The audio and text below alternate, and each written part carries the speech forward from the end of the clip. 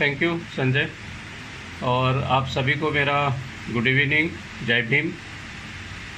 उम्मीद करता हूँ कि आप सब कोरोना के इस कठिन समय में सब सुखरूप हैं, आपके फैमिली मेम्बर सब अच्छे हैं और सब कुछ जल्दी ही नॉर्मल हो जाएगा और फिर से हम अपनी रोज़ाना की नॉर्मल ज़िंदगी, शायद ये डिस्टेंस टॉकिंग से पर्सनल मीटिंग्स पे आ जाएंगे, उम्मीद करते हैं। दोस्तों, आपसे एक बार पहले मुलाकात हुई थी, मुझे बड़ा अच्छा लगा दोबारा जुड़ने में। और यदि मेरी लैंग्वेज को लेकर हिंदी या कुछ इसमें, तो आप ज़रूर मैसेज में डालिए, मैं वहाँ पे देख रहा हूँ आपका फीडबैक। पिछली बार भी मैं आपसे जब मिला था तो राष्ट्रीय शिक्षा नीति को लेकर और हमारी देश की शिक्षण व्यवस्था, इसको लेकर हमने चर्चा की थी। और अब तब जब हम मिले थे तो हमारे देश की राष्ट्रीय शिक्षा नीति का सिर्फ मसौदा आया था जो प्रस्तावित था, और बहुत सारी उसमें सूचनाएं समाज की ओर से, देश में जनता की ओर से सरकार ने मंगवाई थी। उसके बाद काफ़ी पानी बह गया गंगा पे, जैसे आप कह सकते हैं। और इस बीच जब 2019 का मसौदा आया, उसके बाद सरकार ने ये नेशनल एजुकेशन पॉलिसी फाइनल 2019 करके एक डॉक्यूमेंट जारी किया। फिर कुछ दिन बाद national education policy 2020 for circulation, ऐसा एक दस्तावेज जारी किया। और इस बीच काफ़ी कुछ चर्चाएं आती रही, खबरें आती रही, और प्राइम मिनिस्टर के साथ एक मीटिंग जो मंत्रालय की हुई थी, मानव संसाधन मंत्रालय इसका प्रमुख होता है, उसका नाम बदलकर अब शिक्षा मंत्रालय कर लिया गया है। लेकिन मानव संसाधन मंत्रालय, मानव संसाधन विकास मंत्रालय, इनकी जब प्राइम मिनिस्टर के साथ इसको लेकर चर्चा हुई थी पिछले कभी 4-6 महीने पहले, तो प्राइम मिनिस्टर साहब ने ये सुझाव दिया था, ऐसा रिपोर्टिंग है, इसका कोई प्रोसीडिंग्स कोई वेबसाइट पे कहीं नहीं है, ऐसा एक रिपोर्टिंग है कि मोदी साहब तब बोले थे कि ये शिक्षा नीति में जो प्रस्तावित बहुत सारा बदलाव है रेगुलेशन को लेकर, उसके बारे में अभी कुछ तय नहीं किया जाए कोई अभी, क्योंकि हमारे पास ऐसी कोई, ये शायद संभव नहीं हो पाएगा इतने बड़े पैमाने पे परिवर्तन रेगुलेशन में। और उसे फिर काफ़ी दिन तक ये पॉलिसी ऐसे ही अभी आ रही तभी आ रही करके इस तरह से रही। लेकिन अचानक 29 जुलाई 2020 को आनन फानन में, बड़े ही हेस्टिली कह सकते हैं, जिसकी कोई कभी खबर भी नहीं थी, इस पॉलिसी को अंतिम मंजूरी कैबिनेट की तरफ से दे दी गई। कैबिनेट की तरफ से ये अगर पॉलिसी है, अगर इसमें रेगुलेशंस इन्वॉल्व है, तो ये लोकसभा में जानी चाहिए, संसद के सामने जानी चाहिए, वहाँ चर्चा होनी चाहिए और वहाँ से इसको स्वीकृति लेनी चाहिए। कानूनन इसमें दूसरा एक मुद्दा ऐसा भी है कि शिक्षा, यह सेंट्रल और स्टेट, इन दोनों गवर्नमेंट्स के कॉन्करेंट लिस्ट में आता है संविधान के अनुसार। तो अकेली केंद्र सरकार इस पर नियम नहीं बना सकती। लेकिन ये अभी चर्चा की बातें हैं, क्योंकि सरकार ने कैबिनेट स्तर पर ही इसे मंजूरी दे दी है। शायद इसका मतलब ये भी होगा कि कैबिनेट ने मंजूरी दी, अब ये संसद के पास जाएगी और आगे फिर सरकार लोगों के सामने ये खुलेगी। खैर, जो भी परिस्थिति होगी, इस पॉलिसी का ये जो इतने चरण थे, ये आज चौथा इसका दस्तावेज उपलब्ध हुआ। मसौदा 2019, फाइनल पॉलिसी 2019, फॉर सर्कुलेशन 2020, और ये अंतिम अभी स्वीकृत दस्तावेज। ये चारों इतना जो सफ़र हुआ है, इसमें करीब एक साल भर से ज़्यादा का समय गया हुआ है। वैसे तो ये पॉलिसी 2015 से बनने को आई थी। तो इस साल भर के जो ये मसौदा आने के बाद जो एक साल भर समय निकल गया, इस बीच सरकार ने जो सुझाव मांगे थे जनता से, उसमें करीब 2.25 लाख लोगों ने सुझाव दिए।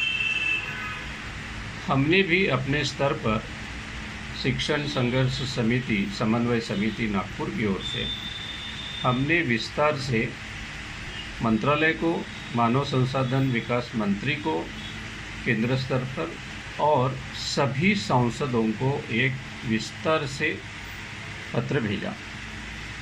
अंग्रेजी ड्राफ्ट जो था मसौदे का, उसके ऊपर अंग्रेजी में उसके संदर्भ लेते हुए हमारा लेटर है, और दूसरा हिंदी ड्राफ्ट के ऊपर हिंदी ड्राफ्ट के संदर्भ लेते हुए हिंदी में हमारा लेटर गया हुआ है।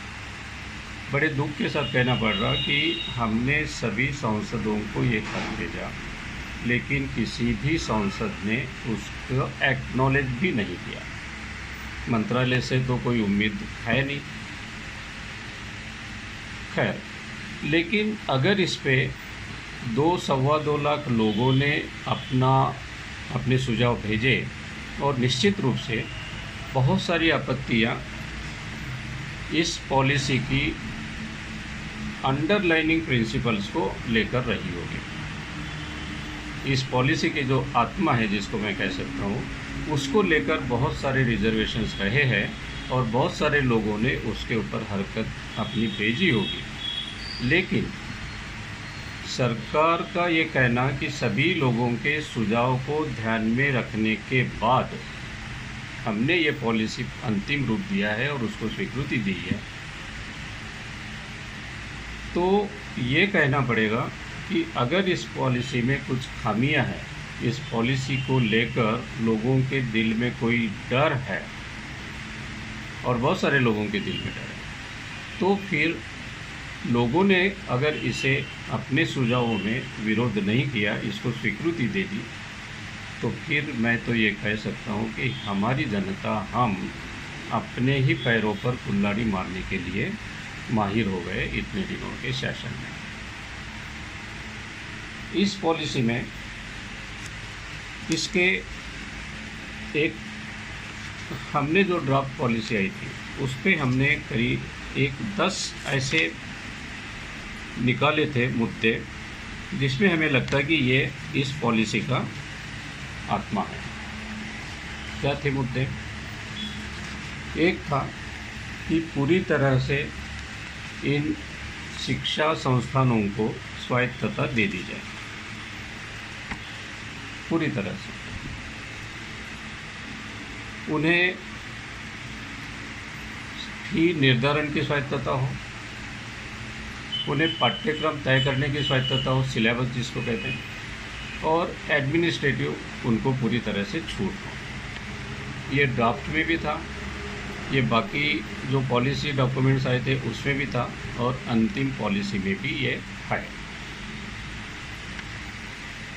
दूसरा, इस पॉलिसी में खर्चे को लेकर, एक्सपेंडिचर ऑन एजुकेशन को लेकर सरकार का ये कहना था कि फिलॉन्थ्रोपिस्ट्स को, जिनको कहते हैं कि परोपकारी संस्थाएं, दाता संस्थाएं, उन लोगों को बड़े पैमाने पर शिक्षण व्यवस्था में एंट्री दी जाए, और उन्हें, उनके संस्थानों को भी पूरी छूट दे दी जाए। तो ये उसके ऊपर थोड़ी सा जो स्ट्रेस था, वो बाद की जो पॉलिसी डॉक्यूमेंट्स आए थे फाइनल और फॉर सर्कुलेशन, उसमें उसके ऊपर थोड़ा टोन डाउन किया गया था। लेकिन अंतिम पॉलिसी में फिर से पूरी तरह से फिलॉन्थ्रोपिस्ट के ऊपर निर्भर होना चाहिए, यह बात कही गई है। पढ़ाने की, पाठ्यक्रम की जो स्वायत्तता होगी, स्वातंत्र्य होगा, उसमें हम कैसे पढ़ाई करेंगे, पढ़ाएंगे, कितना किसी को और कैसे पढ़ाएंगे, इसका स्वातंत्र्य शिक्षकों को रहेगा। ये जो स्वतंत्रता है कि कौन से विद्यार्थी को हम पढ़ाएंगे, कितना पढ़ाएंगे, कैसे पढ़ाएंगे, अगर ये शिक्षकों को या संस्थानों के ऊपर तय करने का छूट दे दी जाती है तो फिर हमारे पास हम लौटकर उस शिक्षा व्यवस्था में जाएंगे जहाँ गुरु ये तय करते थे कि ये चीज़ हम इसको नहीं पढ़ा सकते या ये बात हम इसको नहीं पढ़ा सकते, इसे ये पढ़ने का अधिकार नहीं रहेगा। आप समझ गए कि मैं किस तरह की शिक्षा व्यवस्था पे पद्धति पे जाने की ये बात करती है ये पॉलिसी। दूसरा, चौथा इसमें एक प्रावधान ऐसा है कि समाज सेवक और मार्गदर्शक, मैं आपको हमारे पास समय कम है, मैं शॉर्ट में आपको मूल इस पॉलिसी की आत्मा क्या है ये बताने की कोशिश करूँगा और कुछ उसमें से किस तरह से विकृत एक पॉलिसी हमारे सामने आएगी, शिक्षण व्यवस्था आएगी, इसके ऊपर आप चिंतन कर सकते, विचार कर सकते, आपको समझ में आ जाएगा। सोशल वर्कर और मार्गदर्शक या काउंसलर्स की एक समानांतर व्यवस्था की एक बात कही गई है इस पॉलिसी में, अंतिम पॉलिसी में। मसूदे में था, मसूदे के बाद की जो दो पॉलिसियाँ मैं बता रहा हूँ कि आई थी, फाइनल 2019 और फॉर सर्कुलेशन 2020। इन दोनों पॉलिसी में ये सोशल वर्कर और काउंसलर की जो बातें हैं वो कमज़ोर पड़ी थी, नहीं थी, लेकिन अंतिम पॉलिसी में, स्वीकृत पॉलिसी में अभी वापस से उनके ऊपर बड़ा जोर दिया गया है और वो एक अहम भूमिका शिक्षा व्यवस्था में निभाने वाले हैं। अभी सोशल वर्कर क्या करेंगे या मार्गदर्शक क्या करेंगे, वो ये बताएंगे कि बच्चों ने स्कूल लेवल पे भी 5वीं, 6वीं, 7वीं, 8वीं, 9वीं, 10वीं इन बच्चों ने कौन से कोर्स लेने चाहिए, कौन से कोर्स उनको उपयुक्त रहेंगे और किस तरीके से उन्होंने अपनी पढ़ाई के विषय का चयन करना चाहिए। इनका बड़ा अहम भूमिका रहने वाली है। ये स्कूल मैनेजमेंट कमेटियों में भी रहने वाले हैं। ये चौथा एक आया। शिक्षा में पब्लिक, प्राइवेट, फिलैंथ्रोपी, इस तरीके से अलग अलग शिक्षा देने के स्तर निर्माण किए जाएंगे। यानी कोई पब्लिक स्कूल यानी बहुत ही आम से स्कूल, कोई सुविधाओं की कमी, टीचर्स की कमी और संसाधनों की कमी। फिर प्राइवेट स्कूल जो खूब खर्चा करेंगे धनवान लोगों के लिए, पैसे वालों के लिए, या फिलैंथ्रोपिक जो ये कहेंगे कि हम बहुत अच्छी शिक्षा दे रहे हैं पर हमारी आइडियोलॉजी के हमारे पाठ्यक्रम आपको पढ़ने पड़ेंगे। तो इस तरह से ये एक stratification of delivery of education, that right from school level, school से लेकर प्री स्कूल से लेकर, क्योंकि ये जो पॉलिसी है 5+3+3+4 के फार्मूले पे शुरुआत करेगी। इसमें नर्सरी मतलब प्री स्कूल के 3 वर्ष, फिर KG1, KG2 nursery, KG1, KG2, फिर प्राइमरी, फिर मिडिल, फिर हायर सेकेंडरी। तो ये जो 5+3+3+4 ये कितने साल हो गए, 15 साल का जो ये कोर्स है, इसमें 12वीं तक के वर्ग कवर हैं और 12वीं तक पढ़ाई के लिए पूरा जो है स्वायत्तता इन संस्थानों के पास रहेगी। पाठ्यक्रम को लेकर आप ये जानिए, इसका कनेक्टिंग द डॉट्स आप अपने दिमाग में, जब मेरी बात चल रही है और आप सुन रहे हैं तो ये डॉट्स कनेक्ट करते रहिएगा, तब आप समझ में आ जाएगा कि इसका किस तरीके से ये एक दूसरे से जुड़े हैं। पहली बात हुई है कि सभी को ऑटोनॉमी रहेगी, फी निर्धारण की रहेगी, पाठ्यक्रम की रहेगी, प्रशासन की रहेगी। तो शिक्षा संस्थान किसी के निगरानी में, किसी के कंट्रोल में नहीं है।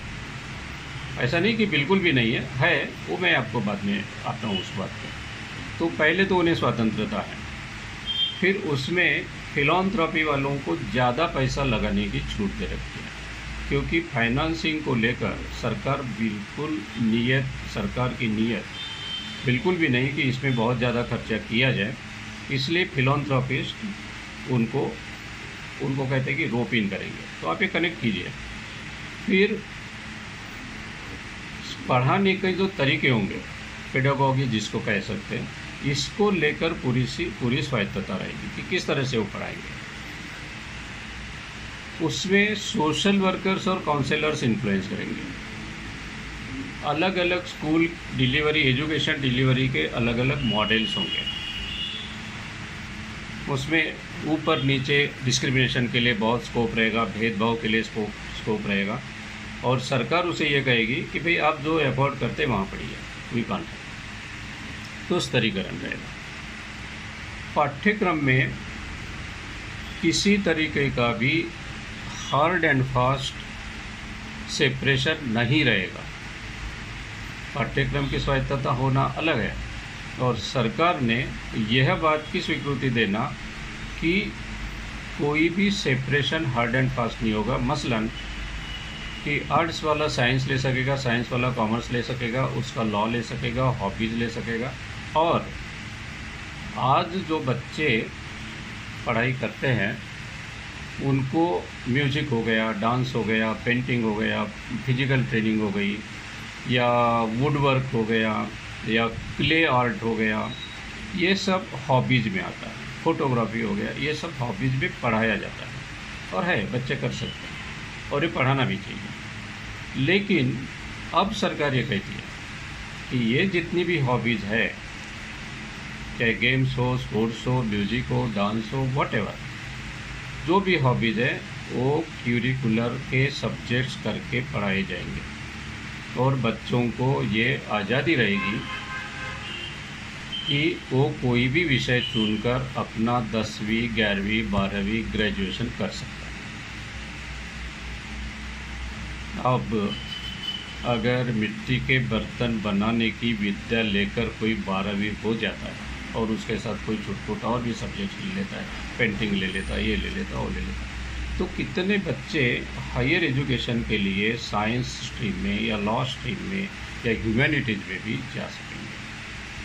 अगर ये फाउंडेशन लेवल का, मिडिल स्कूल का, स्कूल लेवल के एजुकेशन को इस तरीके से हम ट्राइबलाइज करेंगे, इस तरीके से हम उसको भ्रामक बना देंगे कि बच्चे कुछ भी पढ़ लें, हाँ ठीक है, आपको 11वीं हो जाओगे, 8वीं हो जाओगे, 10वीं हो जाएगा, तो फिर बच्चों को ये इसका सीरियसनेस और इस सब्जेक्ट में जो एक कहते हैं कि एक्सलेंस आनी चाहिए किसी भी विषय में आगे पढ़ने के लिए, जो फाउंडेशन क्रिएट होना चाहिए, स्ट्रॉन्ग बेसिस, वो कैसे तय होगा।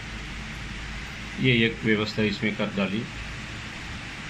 फिर आगे चलकर सरकार की ये नीति कहती है कि जो छोटे छोटे स्कूल है, कम अटेंडेंस वाले हैं, वो व्यवहार्य नहीं है, और संसाधन का सही इस्तेमाल करने के लिए उसका पूलिंग होना ज़रूरी है। मतलब वो एक जगह 10 खिलौने अगर आंगनवाड़ी को या प्री स्कूल में चाहिए, तो वो कहीं एक कॉम्प्लेक्स में रख देंगे, और उनको थोड़े दिन यहाँ, थोड़े दिन वहाँ, थोड़े दिन वहाँ, या टीचर को भी एक कॉम्प्लेक्स में ला के रख देंगे। फिर उसको बोलेंगे आप वहाँ पढ़ाने जाइए, आज कल वहाँ जाइए, परसों वहाँ जाइए।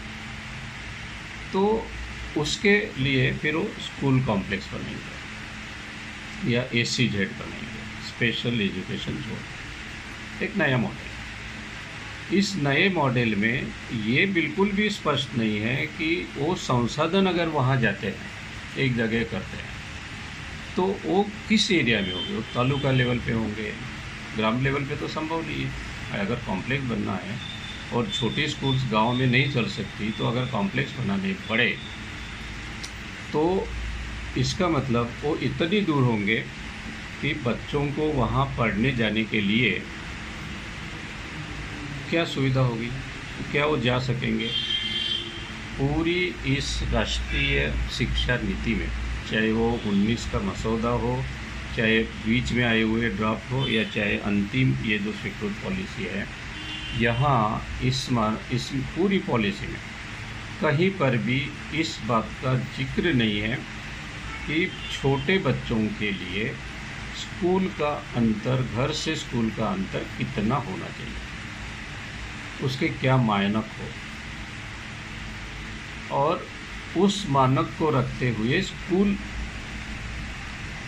की व्यवस्था की जाएगी, ऐसी कोई पॉलिसी में कहीं कोई उल्लेख नहीं है। शिक्षण व्यवस्था की इस पॉलिसी में एक्सेसिबिलिटी या distance of school for the kids, pre school वाले भी जो 3 साल के 2.5 साल के होते हैं, उन बच्चों के लिए भी किस तरीके से कहाँ स्कूल अवेलेबल होगी, इसका कहीं कोई जिक्र नहीं है।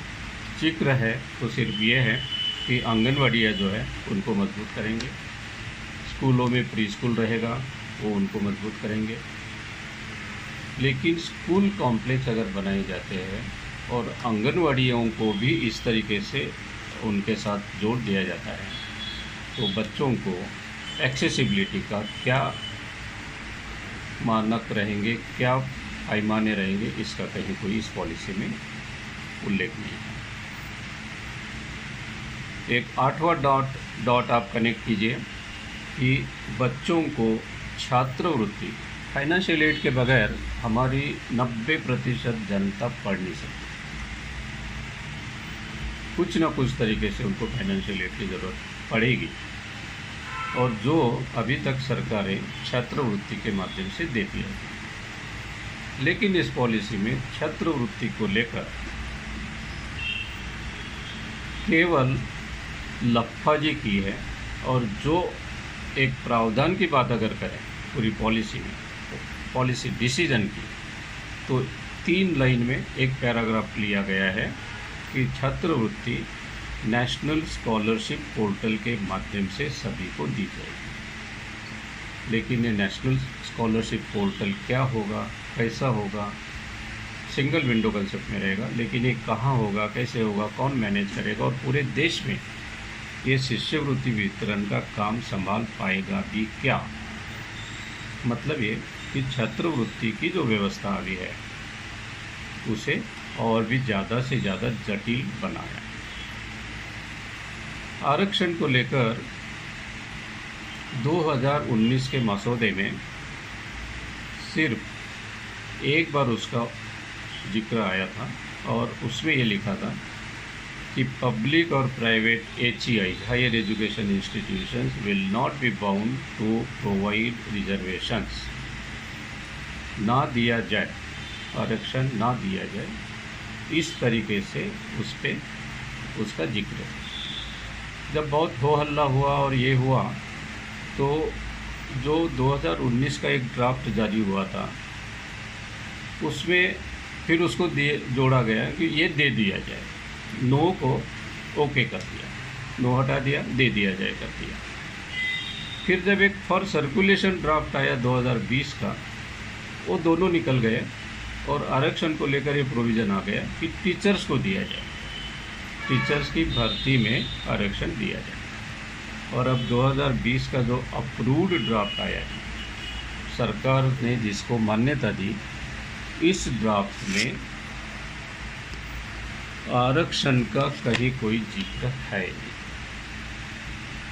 देने का भी नहीं है, नहीं देने का भी नहीं है। यानी इस शिक्षा नीति को माने तो आरक्षण शिक्षण व्यवस्था में अभी लागू नहीं रहेगा। सभी ये शिक्षण के जो ये नीति के जो ड्राफ्ट आई या फाइनल भी आई, इसमें महिलाओं के शिक्षण को लेकर ज़रूर कुछ बातें, एक 1.5 पेज का ड्राफ्ट चैप्टर बनाया गया है, लेकिन अंडरटोन उसका कुछ इस तरह है कि महिलाएं भारतीय संस्कृति के अनुसार ये शिक्षा नीति होगी और इसको बढ़ावा दिया जाएगा, और महिलाओं का रोल आप समझ सकते हैं कि भारतीय संस्कृति के हिसाब से उनका रोल, उनको किस तरीके से, किस तरह के लिबरल आर्ट्स में, किस तरह के हॉबीज़ के क्लासेज में जोड़कर उनकी शिक्षा दी जाएगी। उच्च शिक्षा के लिए शायद उनकी प्राथमिकता शायद ही ना हो।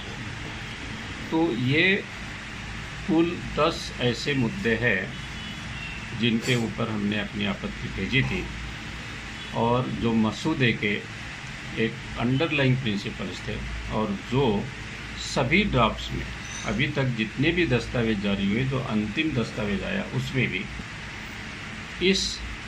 इन 10 मुद्दों को लेकर स्थिति वैसे के वैसे ही बनी। शिक्षा नीति 29 जुलाई को मंजूर हुई। 5 अगस्त को भगवान श्री राम का राम मंदिर का अयोध्या में शिलान्यास हुआ।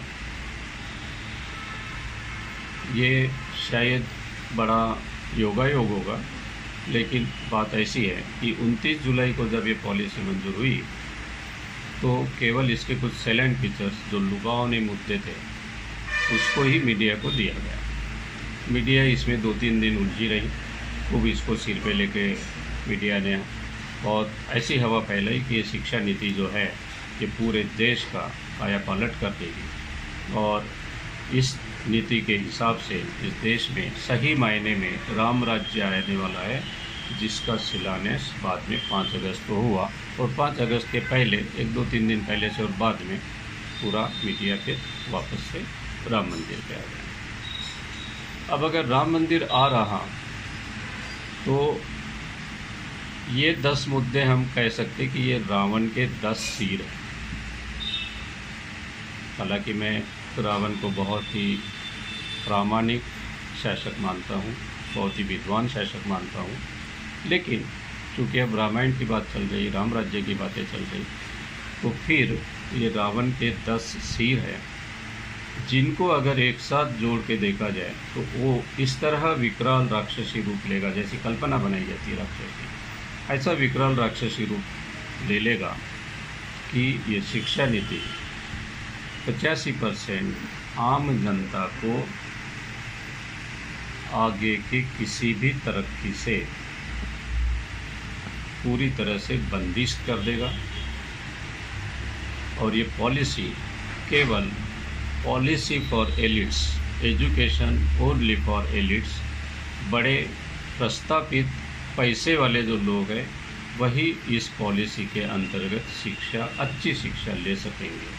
बाकी लोगों के लिए आपको फिर वही है कि आप लिबरल आर्ट्स के नाम पर आपके पारंपरिक आपकी जो प्रोफेशंस है, बढ़ई का बेटा है तो बढ़ई में बहुत अच्छा रहेगा, वो वुड वर्क में बहुत अच्छा काम कर लेगा तो वो पढ़ ले, उसी में उसकी ज़िंदगी बना ले, उसको रोज़गार भी मिल जाएगा। और इस तरीके से ये समझा कर इसका ये जो सोशल वर्कर्स है, काउंसलर्स के नाम पे एक बहुत बड़ी फौज जो छूटने वाली है इस शिक्षा नीति के अंतर्गत, वह ये सुनिश्चित कर लेंगे कि जो प्रोफेशनल स्किल्स रखने वाले, जो पारंपरिक स्किल्स रखने वाले जो लोग हैं, उनके फैमिलीज जैसे हम लोग शिक्षा में आए, शिक्षा नीति के ऊपर टिप्पणी कर रहे हैं, चर्चा कर रहे हैं, ये लोग ये इस काबिल ना बने और इनके पुरखों ने जो काम किए हैं, इनके पारिवारिक जो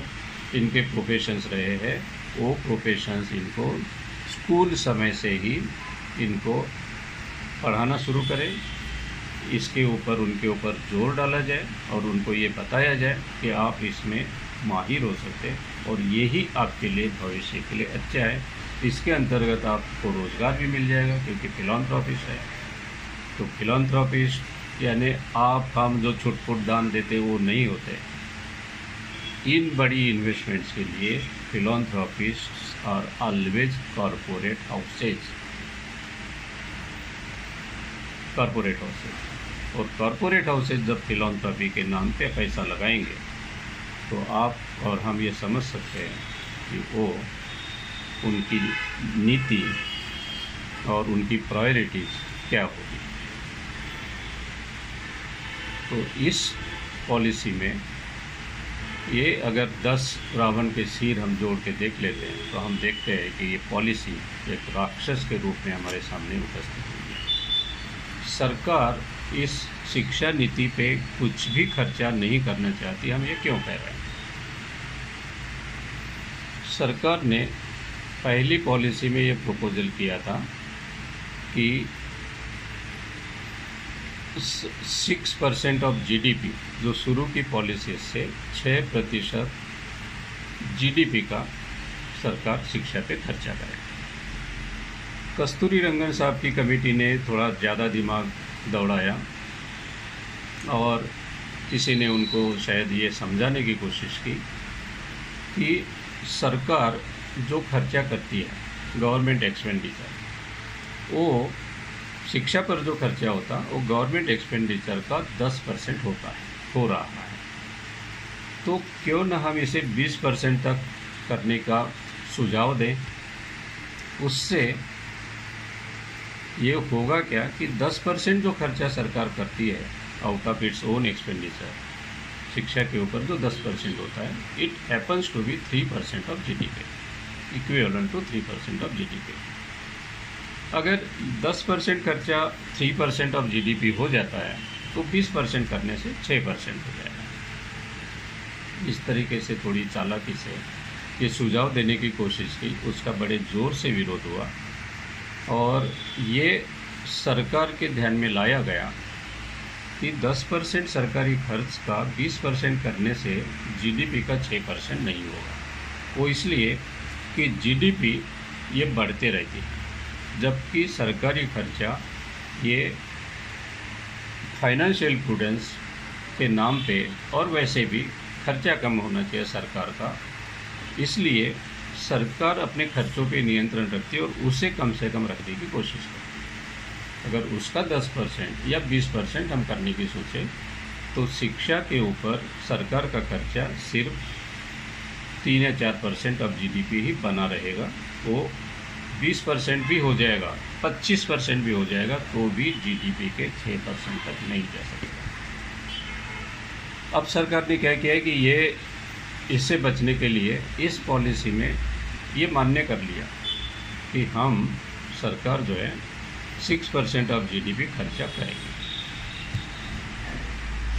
लेकिन वो कब तक करेगी इसका कोई भी प्रावधान या कोई भी जिक्र इस पॉलिसी में नहीं है, और करेगी भी। तो सरकार अगर 6% तक खर्चा करने की बात कर रही है तो फिर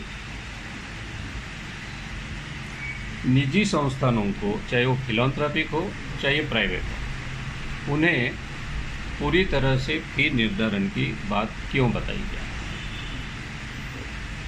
पूरी पॉलिसी में 2009 का जो कानून है, राइट टू एजुकेशन,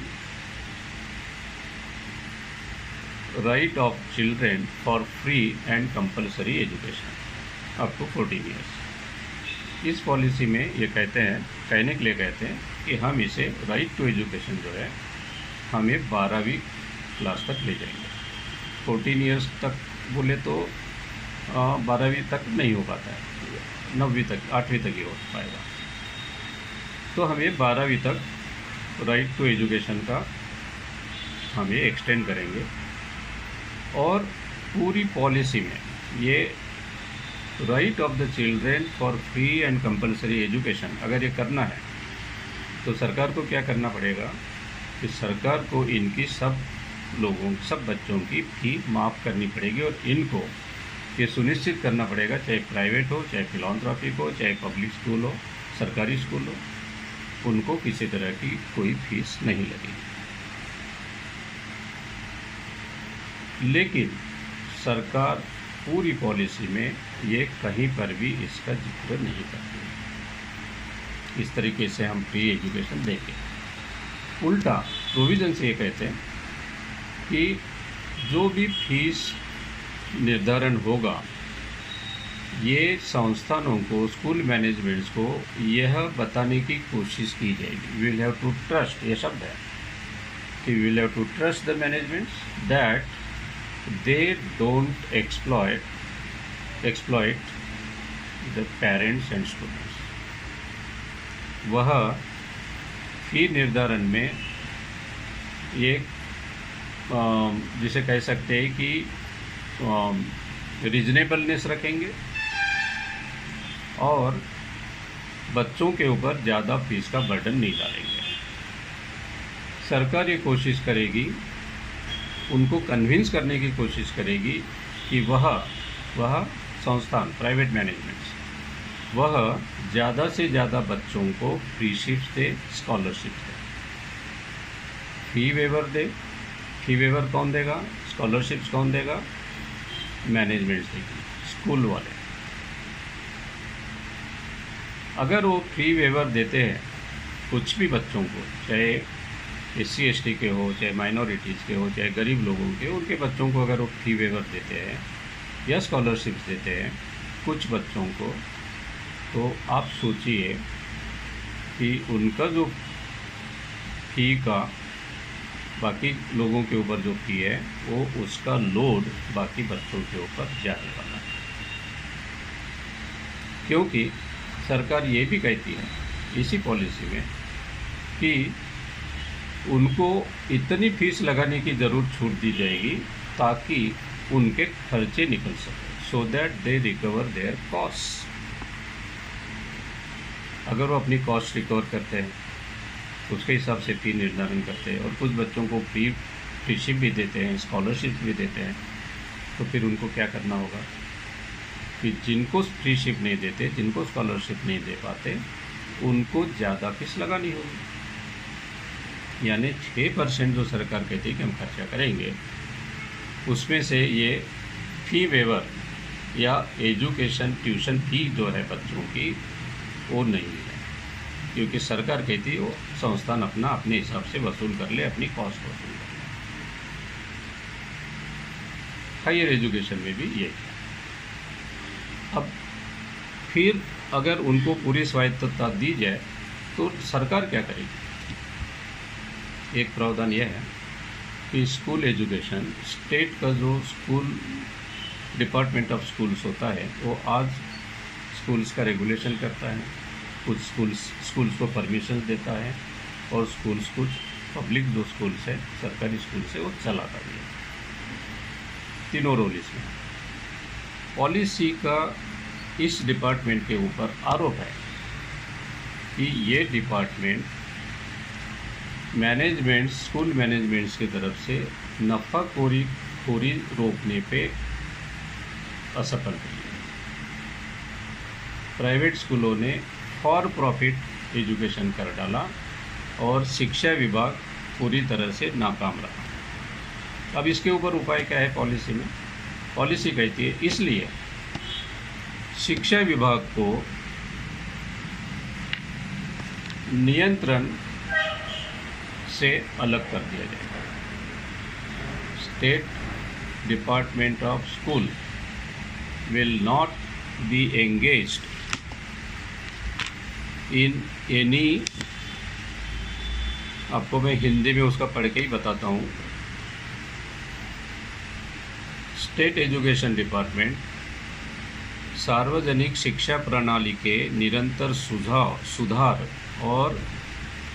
सुधार के लिए समग्र निगरानी और नीति निर्धारण करेगी। नीति निर्धारण करेगी, लेकिन वह स्कूल्स, उनका कोई रोल नहीं रहेगा स्कूल्स को सैंक्शन देने के लिए, स्कूल्स चलाने में और स्कूल्स की रेगुलेशन में। तो रेगुलेशन कौन करेगा? जो ये शिक्षण संस्था है वो सेल्फ रेगुलेटेड रहेगी। स्टेट एजुकेशन डिपार्टमेंट फेल हो गया नफ़ाखोरी रोकने के लिए। अब उसके ऊपर सरकारी इस नीति का उपाय क्या है कि कोई निगरानी नहीं होगी, वो सेल्फ रेगुलेटेड रहेंगे और उनका सेल्फ रेगुलेशन को मॉनिटर करना है कि वो सेल्फ रेगुलेटेड है लेकिन कुछ नियमों का पालन कर रहे हैं। अगर ये तय करना है तो नियम बनाने के लिए एक नया प्राधिकरण बनेगा जो कहलाएगा स्टेट स्कूल स्टैंडर्ड्स अथॉरिटी। ये सिर्फ स्टैंडर्ड्स तय करेंगे कि ऐसा कमरा हो, वो इतनी जगह हो, ये हो। उसमें भी बहुत लिबरल कर रखा है कि बहुत ज़्यादा टाइट बट लाइट रेगुलेशन नीति कहती है। तो खाली मानक स्टैंडर्ड्स सरकार तय करेगी, बाकी स्कूल मैनेजमेंट चाहे वो प्राइवेट हो, चाहे सरकारी हो, चाहे फिलॉन्थ्रोपिक, वो पूरी तरह से स्वायत्त रहेगी उनके ऊपर सेल्फ रेगुलेशन का ही नियंत्रण रहेगा और कोई नियंत्रण नहीं रहेगा। अब आप सोच सकते हैं कि सभी तरह के जो 10 रावण के सिर को फ्री करने के बाद उनको सेल्फ रेगुलेशन में हमने डाल दिया, तो परिस्थिति शिक्षा व्यवस्था की, स्कूली शिक्षा व्यवस्था की परिस्थिति क्या हो। और इस लिहाज से आप कल्पना कर सकते हैं कि सामान्य आदमी, चाहे वह किसी भी जाति धर्म का हो, वह इस शिक्षा नीति के तहत किस क्वालिटी की शिक्षा ले पाएगा, और अगर उसे क्वालिटी चाहिए तो फिर उसे फाइनेंस कौन करेगा, क्योंकि शिक्षा इस नीति के हिसाब से एक उपभोक्ता की वस्तु बन गई है। शिक्षा एक उपभोक्ता वस्तु बन गई है। जिसके पास पैसा है वो उसमें भी वैराइटीज़ रहेगी, और उस वैरायटी जो आपका स्टैंडर्ड है उस वैरायटी में आप पैसा फेंको, तमाशा देखो। जो हम कहते हैं या जो शिक्षा क्षेत्र में जो एक्सपर्ट्स हैं, और किसी भी देश की अगर तरक्की के लिए कहे तो अगर मेरिट उभार कराना है, किसी की प्रतिभा को उभारना है, तो पहले हमें ये देखना पड़ेगा, ये सुविधा उपलब्ध करानी पड़ेगी उसे, एक तरह की सेम क्वालिटी, समान सेम शिक्षा ये पहले उपलब्ध की जाए। जिसका जो टैलेंट होगा वो अपने आप निखर कर ऊपर आएगा। जब स्कूल में ये इस तरीके से छन कर जाएंगे बच्चे, तब जाके हायर एजुकेशन के लिए निकलेंगे। लेकिन आप अगर प्री स्कूल में ही ये फिल्टर आउट कर देते हैं बच्चे, आंगनवाड़ी में कर लिया, प्री स्कूल्स में कर लिया, प्राइमरी में कर लिया, मिडिल स्कूल में कर लिया, और ये फिल्टर आउट करते करते अगर आप देते हैं और हर स्तर पर उनकी शिक्षा महंगी और आउट ऑफ रीच कर देते हैं, ऐसी स्थिति निर्माण करते हैं, तो जाहिर है कि जो पहले से प्रस्थापित परिवार हैं, जिनको सारी सुविधाएं मिल सकती है, जो ले सकते हैं, जिसके लिए पैसा खर्च कर सकते हैं, और जिनके पेरेंट्स ये जानने के लिए सक्षम है कि मेरा बच्चे ने क्या पढ़ना चाहिए, वही लोग आगे बढ़ेंगे। और बाकी हम सिर्फ एक इररिलेवेंट, अप्रासंगिक बहुत बड़ी एक फौज खड़ी करेगी ये शिक्षा व्यवस्था। और जैसा बाबा साहब कहते थे कि हमारे परिवारों में हमारी माँ क्या सोचती कि मेरा बेटा कहीं चपरासी बन जाए, और पढ़े लिखे ब्राह्मण परिवार के माँ क्या सोचती कि मेरा बेटा कहीं जज बन जाए। बीच में पिछले 50 सालों में ये सोच हमारी बदल रही थी, अभी भी बदली हुई है, लेकिन परिस्थिति ऐसी होगी कि हमारी माएँ शायद अभी कितना भी सोचे कि मेरा भी बेटा जज बन जाए, लेकिन परिस्थितियाँ उनको बनने नहीं देगी, और उनको नीपिंग एट द बट जो एक कंसेप्ट होता है, ताकि किसी कोई आगे ही ना बढ़ने दिया जाए, वो फिलॉसफी के तहत ये 10 मुखी रावण उसको निकल जाएगा। तो ये वास्तविकता ये शिक्षा पॉलिसी की है, और इस पर हमारे समाज में व्यापक विचार होना चाहिए, हर समाज में होना चाहिए, क्योंकि ये आपके कोई ख़ास अगर आरक्षण बंद हो गए तो खाली SC ST वालों को नुकसान होगा, बाकी किसी को नहीं होगा, ऐसा नहीं है। आरक्षण एक मॉडरेशन की सिस्टम, फुल्ली मॉडरेशन में हम ये करते हैं कि कोई बच्चा उसकी परिस्थिति के हिसाब से अगर कम भी मार्क आए तो उसकी परिस्थिति की वजह से वो आए हैं, अगर परिस्थितियाँ उसको उपलब्ध हो तो वो भी उतना ही मेरिट रखता है जितना कि सारी सुविधाएं लेने के बाद जिसको थोड़ा भी जो भी हायर परसेंटेज आता है वो वहाँ पे कॉम्पेंसेट हो जाता है। तो reservation is nothing but education के मामले में खाली मॉडरेशन की सिस्टम है, वो उसी को ख़त्म करने की ये जो तैयारी हो रही है, हो गई है, ख़त्म ही किया गया है। और छात्रवृत्ति फंडिंग जो होता है एजुकेशन का, वो भी अगर बंद हो जाता है तो जाहिर है कि एक ऐसा राष्ट्र होगा जो इस पॉलिसी की विजन के अनुरूप तो डेफिनेटली नहीं होगा। मैं समझता हूँ कि काफ़ी समय मैंने ले लिया, और अगर किसी को इस पर कोई सवाल है तो हम अभी सवाल जवाब भी कर सकते हैं थोड़ा समय। मुझे लगता है मैंने 45-50 मिनट में अपनी बात रखी है। आगे भी बहुत कुछ है जिनको इसके ऊपर, पॉलिसी के ऊपर और विस्तार से पढ़ना है या समझना है, तो मैं एक लिंक यहाँ पे शेयर कर रहा हूँ। आप उसमें जाकर मेरी आर्टिकल्स पढ़ सकते हैं। youthkiawaz.com पर मेरे अवेलेबल है अभी आर्टिकल्स। तो आपने मेरी बात को ध्यान से सुना, शांति से सुना, इसलिए मैं आपका धन्यवाद व्यक्त करता हूँ।